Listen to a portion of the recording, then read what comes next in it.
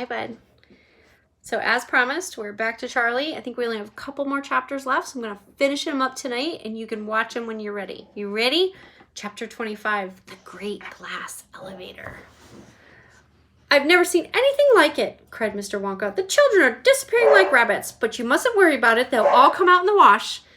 Mr. Wonka looked at the little group that stood beside him in the corridor. There were only 2 children left now, Mike TV and Charlie Bucket. There were 3 grown-ups, Mr. and Mrs. TV, and Grandpa Joe. Shall we move on? Mr. Wonka asked. Oh, yes, cried Charlie and Grandpa Joe both together. My feet are getting tired, said Mike TV. I want to watch television. If you're tired, then we better take the elevator, said Mr. Wonka. It's over here. Come on, in we go. He skipped across the passage to a pair of double doors. The doors slid open, and the 2 children and the 3 grown-ups went in. Now then, cried Mr. Wonka, which button shall we press first? Take your pick. Charlie Bucket stared around him in amazement. This was the craziest elevator he'd ever seen. There were buttons everywhere. The walls, even the ceiling, were covered with rows and rows of small black push buttons. There must have been 1,000 of them each on each wall and another 1,000 on the ceiling. And now Charlie noticed that every single button had a tiny printed label beside it telling you which room you would be taken to if you pressed it. This is not just an ordinary up and down elevator, announced Mr. Wonka proudly. This elevator can go sideways, long ways, slant ways, and any other way that you can think of. It can visit any single room in the whole factory, no matter where it is. You simply press the button and zing! You're off. Fantastic, murmured Grandpa Joe. His eyes were shining with excitement as he stared at the rows and rows of buttons. And the whole elevator is made of thick, clear glass, Mr. Wonka declared. Walls, doors, ceiling, floor, everything is made of glass so you can see out. But there's nothing to see, said Mike TV. Choose a button, said Mr. Wonka. The 2 children may press 1 button each, so take your pick. Hurry up. In every room, something delicious and wonderful is being made. Quickly, Charlie started reading some of the labels alongside the buttons. The Rock Candy Mine, 10,000 feet deep, it said on one. Coconut ice skating rinks, it said on another. Then strawberry juice water pistols. Toffee apple trees for planting out in your garden, all sizes. Exploding candy for your enemies. Luminous lollies for eating in bed at night. Mint jujubes for the boy next door. They'll give him green teeth for a month. Cavity-filling caramels, no more dentist. Stickjaw for talkative parents. Wriggle sweets that wriggle delightfully in your tummy after swallowing. And invisible chocolate bars for eating in class. Candy-coated pencils for sucking. Fizzy lemonade swimming pools. Magic hand fudge. When you hold it in your hand, you taste it in your mouth.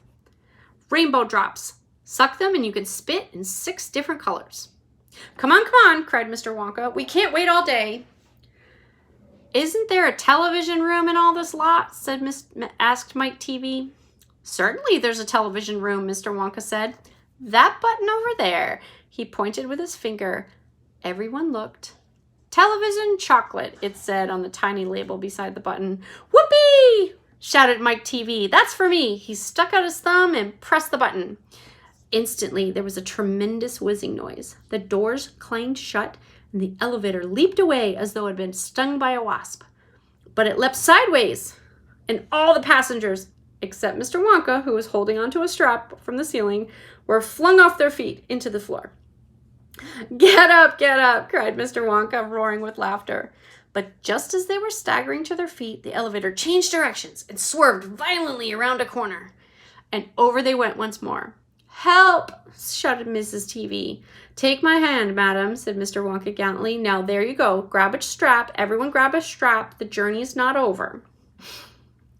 Old Grandpa Joe staggered to his feet and caught hold of a strap. Little Charlie, who couldn't possibly reach as high as that, put his arms around Grandpa Joe's legs and hung on tight. The elevator rushed on at the speed of a rocket. Now it was beginning to climb. It was shooting up and up and up on a steep, slanty course, as if it were climbing a very steep hill.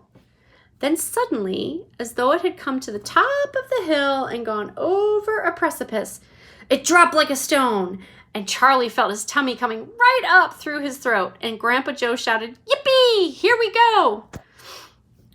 Mrs. TV cried out, "The rope is broken! We're going to crash!" Mr. Wonka said, "Oh, calm yourself, my dear lady," and patted her comfortingly on the arm. And then Grandpa Joe looked down at Charlie, who was clinging to his legs, and he said, "Are you all right, Charlie?" Charlie shouted, "I love it! It's like being on a roller coaster!"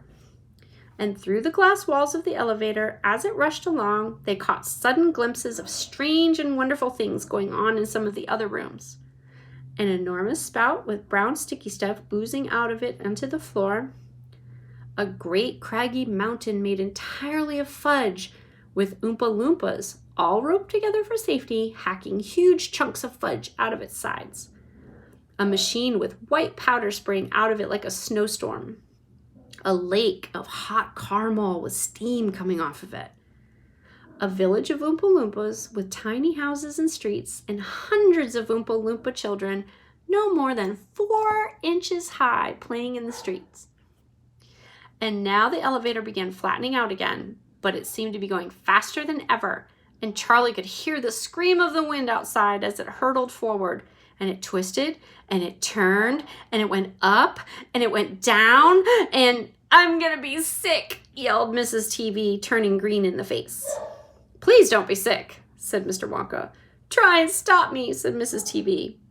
"Then you better take this," said Mr. Wonka, and he swept his magnificent top hat off of his head and held it out upside down in front of her mouth. "Make this awful thing stop," ordered Mr. TV. "Can't do that," said Mr. Wonka. "It won't stop till we get there. I only hope no one's using the other elevator at this moment." "What other elevator?" screamed Mrs. TV. "The one that goes the opposite way on the same track as this one," said Mr. Wonka. "Holy mackerel!" cried Mr. TV. "You mean we might have a collision?" "Well, I've always been lucky so far," said Mr. Wonka. "Now I'm going to be sick," yelled Mrs. TV. No, said Mr. Wonka. "Not now. We're nearly there. Don't spoil my hat." The next moment, there was a screaming of brakes, and the elevator began to slow down. Then it stopped altogether. "Some ride," said Mr. TV, wiping his great sweaty face with a handkerchief. "Never again," gasped Mrs. TV. And then the doors of the elevator slid open, and Mr. Wonka said, "Just a minute now, listen to me. I want everybody to be careful in this room. There is dangerous stuff around in here, and you must not tamper with it." End of chapter 25. Love you, bud.